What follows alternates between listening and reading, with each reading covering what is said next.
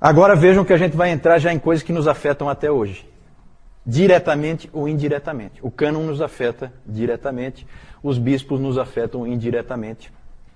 Porque nós não cremos em bispos, mas tem quem creia, né? Então vamos ver aí o que a gente pode... Vamos começar com o cânon. Irineu disse que a autoridade da igreja repousa sobre essas três coisas aí. Toda a autoridade da igreja. Então havia uma preocupação muito grande em estabelecer essas três coisas, diante do ataque das heresias. Isso aí é uma resposta da ortodoxia. Tá? O que é o cânon? O cânon, essa palavra significa simplesmente regra, e o cânon pode-se dizer que é a regra que deve ser seguida. Na prática, o cânon é o conjunto de livros que compõem as escrituras inspiradas. O cânon é a Bíblia. O cânon é esse conjunto. Certo? Conjunto de livros. Por que a gente trata como um conjunto de livros? Justamente porque era tratado individualmente. O cânon é formar o conjunto. É escolher quem entra e quem fica fora. Por quê? Como eu disse antes, desde o início o Antigo Testamento era a escritura cristã, já estava estabelecido, isso nunca foi discutido. O único que discutiu foi quem? Exatamente, o Márcio. Ele está indignado lá. Ele achou que tinha acabado. Ele queria que não voltasse mais. Mas como é uma reação, nós temos que citar, né? Como é uma reação sim. Essa foi boa, né? O Antigo Testamento, então, foi tranquilo. Veio exatamente como os judeus o tinham, com os mesmos livros. A ideia do cânon, gente, é uma ideia que veio dos judeus. Os judeus tinham feito o cânon deles. E agora os cristãos tinham que fazer o seu. E a hora era agora. Por quê? Porque não podia se perder muito tempo, porque ia se começar a ficar distante demais das fontes originais. Você tinha ainda pessoas que conviveram com pessoas que conviveram com os apóstolos. Então você tinha muitas testemunhas ainda. Não, esse livro aqui foi escrito pelo fulano. Só que vocês, é claro, percebem isso, se passar 500 anos começa a ficar mais complicado de provar as coisas. Então a hora era essa. E os ataques que as heresias estavam proporcionando empurraram a igreja a fazer isso logo. Que livros seriam colocados no Novo Testamento? Essa é a pergunta. Além dos 27 que acabaram entrando realmente, existiam muitos outros livros circulando no meio das igrejas. Havia o Evangelho de Pedro, havia o Didaquê, a primeira carta de Clemente aos Coríntios, a própria carta de Policarpo aos Filipenses. Havia dúvidas em relação a essas obras. O Pastor de Hermas.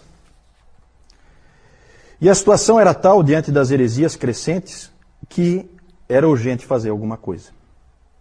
Vejam bem, gente, olha só. O gnosticismo estava produzindo livros falsos, assinando com o nome de apóstolo. Né? Olha como isso aperta. O Marcion estava dizendo que tudo isso aí não é inspirado. Estava jogando fora os livros válidos. E o Montano estava dizendo que não tinha terminado a revelação. Ele tinha mais coisinha para falar. Né? Deus continuava falando, como falou com Paulo, continuava falando através dele.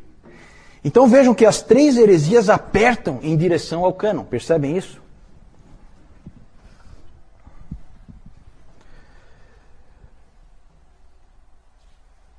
O Novo Testamento ele foi sendo formado a partir de listas que havia nas várias igrejas.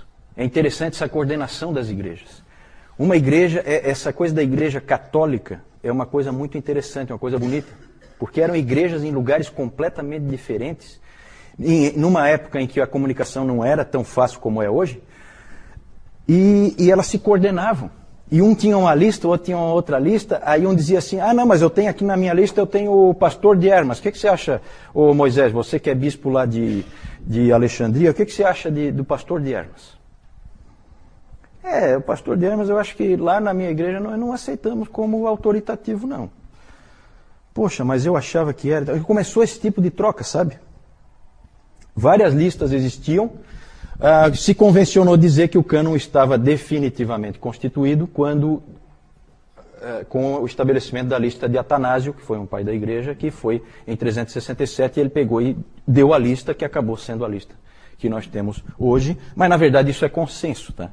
Isso foi construído por consenso. Tem umas histórias interessantes, como uma carta lá do ano 200, em torno do ano 200, em que houve um bispo de Antioquia que escreveu para os irmãos de uma outra região, onde ele tinha visitado aquela igreja, relatando na carta que ele havia mudado de opinião em relação ao evangelho de Pedro. Ele tinha dito lá para esses irmãos que não, leiam também, aqui nos cultos, leiam também o evangelho de Pedro. Depois ele pensou melhor e analisou talvez alguma coisa, ou alguém conversou com ele, e ele daí recomendou para esse irmão, não leiam o evangelho de Pedro. Eu volto atrás no que eu disse. Né? É interessante esse tipo de coisa, esse tipo de registro. Na verdade, o cânon já estava concluído quando o último livro da Bíblia foi escrito. Certo? Isso é importante. O estabelecimento do cânon é um reconhecimento, não uma imposição. O cânon já estava lá. As escrituras já estavam lá.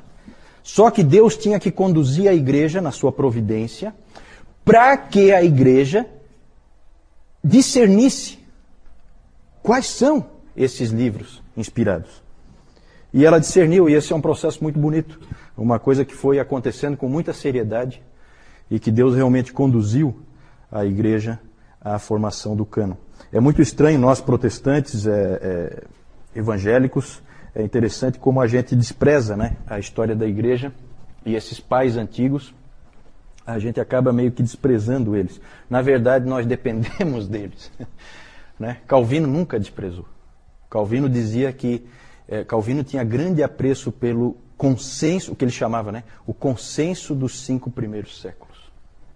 Ali as bases foram estabelecidas. Ali é uma época importantíssima. E esses pais da igreja, imperfeitos como eram, nós vamos ver eles um pouquinho depois, eles fizeram o trabalho que Deus queria que eles fizessem. Como que se chegou a essa formação do cânon? Como eu disse, há uma certa diferença aí de maneira de fazer. No romanismo, eles creem até hoje que a formação do cânon é por imposição, não por reconhecimento. Por que um livro é canônico? Por que um livro é autoritativo? Porque a igreja diz que é. Essa é a posição católica romana. Ele é canônico porque a igreja disse que ele é. E isso deu a ela a possibilidade, essa crença, nessa doutrina, de que a formação do cânon é por imposição da igreja, deu margem a que ela pudesse alterar o cânon. E como ela alterou no Concílio de Trento no século XVI. Né?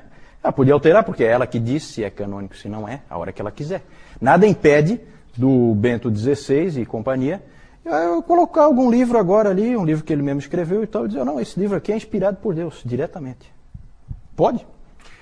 Claro que isso não acontece pelo seguinte, a Igreja Católica tem um pavor de mudanças.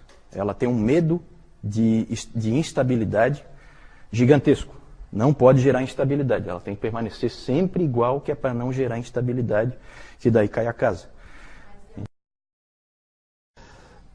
No caso do protestantismo e dos evangélicos, sempre foi visto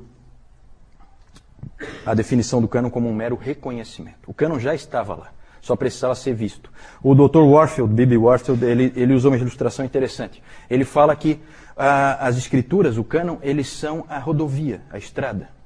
E a igreja é a placa. A colocação da placa não gera a rodovia. A rodovia sempre esteve lá.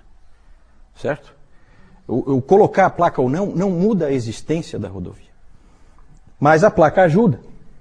E foi isso que a igreja fez. A igreja, na verdade, encontrou quais eram os livros. E isso foi feito, para a gente concluir, vamos terminar falando do cânon.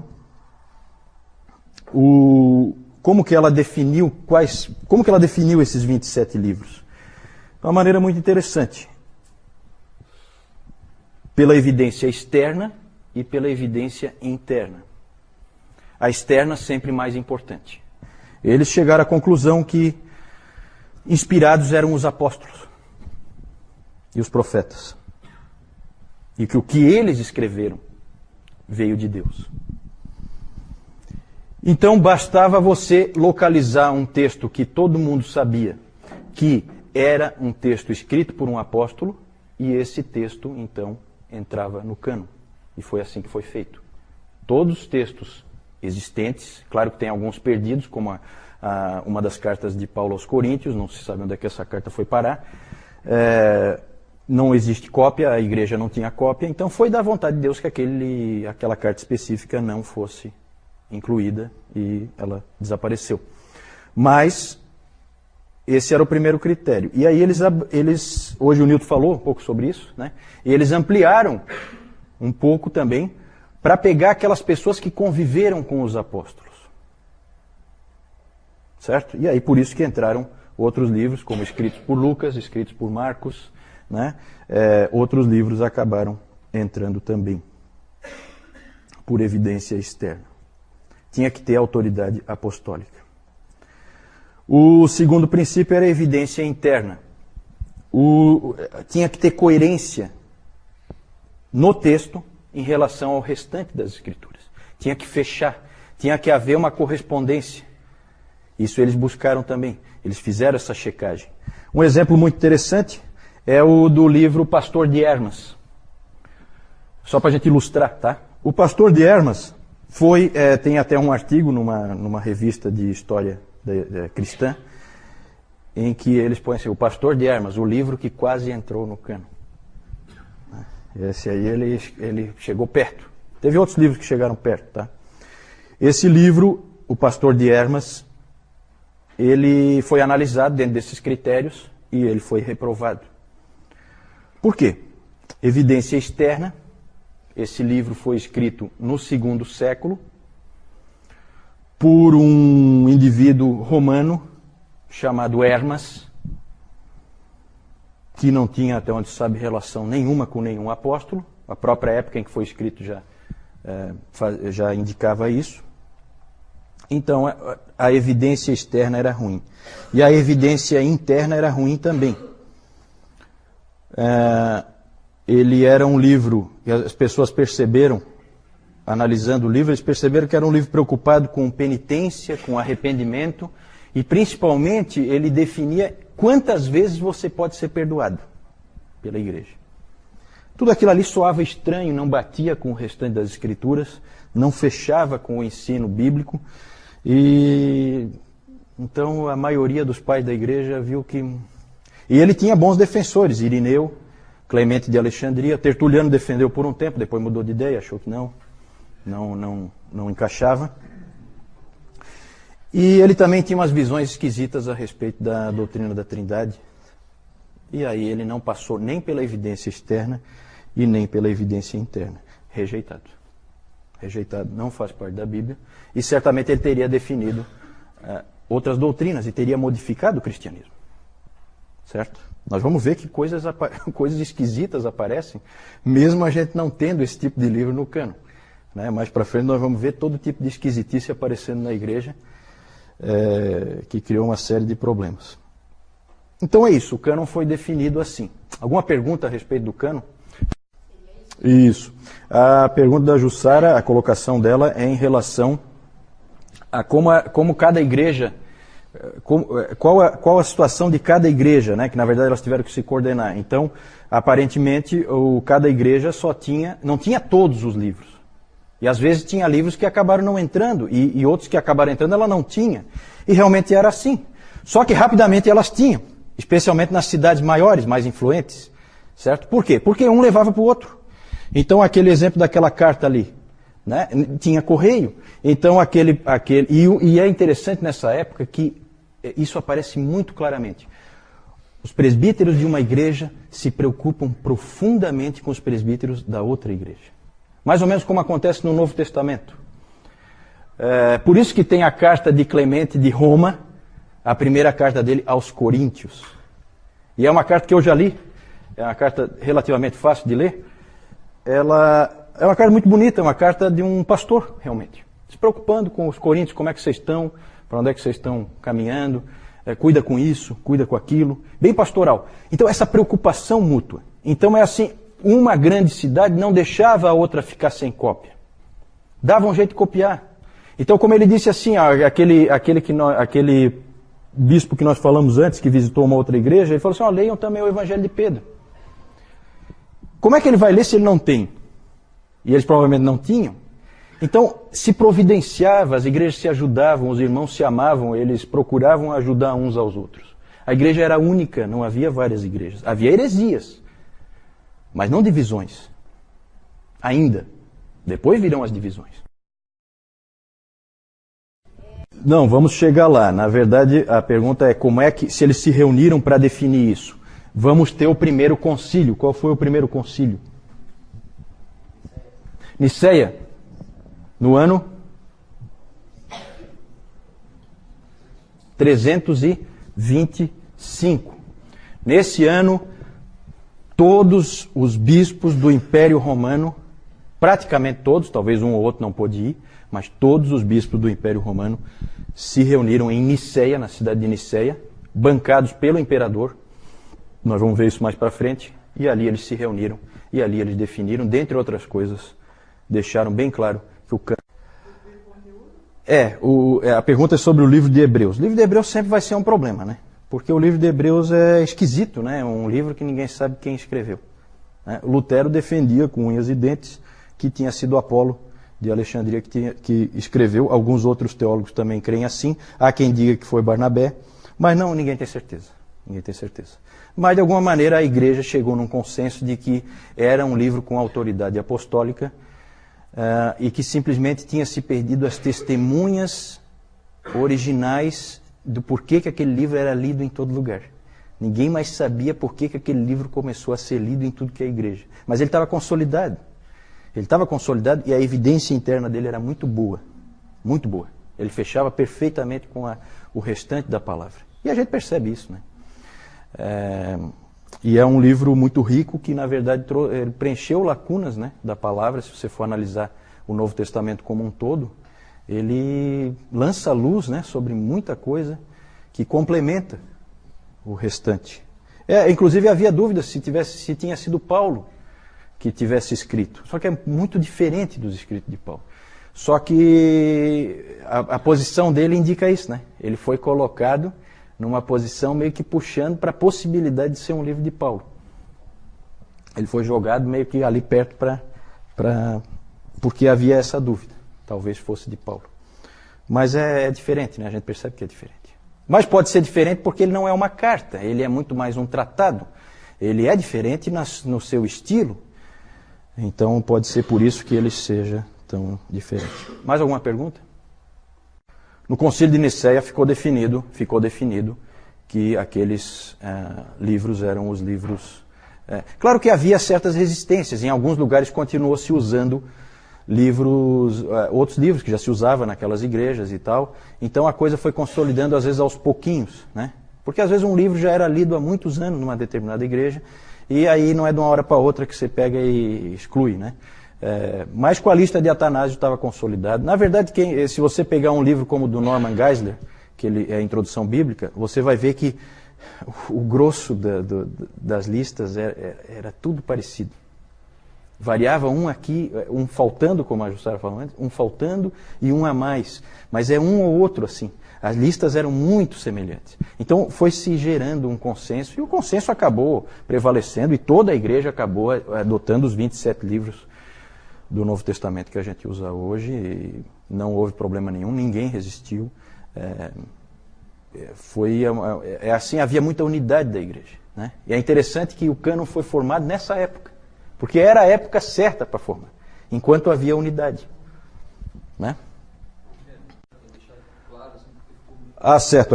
A questão, o que é inspirado? Se é o conteúdo ou se são os autores? Eu não sei, eu acho que as duas coisas, né? Eu não sei, eu não vejo de que maneira isso aí afeta. Por que a tua preocupação assim? Não é preocupação. Eu Deixar claro, porque até ele comentou de manhã que nos textos bíblicos até ele mostra falhas e erros que esses próprios homens cometeram. Ah, sim, tu queres dizer assim que um determinado escrito de Paulo podia ser inspirado e o outro não? É isso que tu queres dizer? Não? É que falou que o autor era inspirado. Certo. Talvez eu me expressei mal. Talvez é melhor a gente falar que as escrituras eram inspiradas, então aquele texto... Não, ótimo, ótimo. Não, foi boa a tua... Eu acho que fica melhor. A gente coloca que as escrituras foram inspiradas, aquele texto foi inspirado por Deus no autor. E o autor, então, colocou, né? Ele não tinha consciência de que ele estava fazendo isso, não é um ditado, né? Mas ele estava escrevendo a palavra de Deus, né? Isso eles tinham bem consciência, né? Obrigado por essa correção, acho que é importante.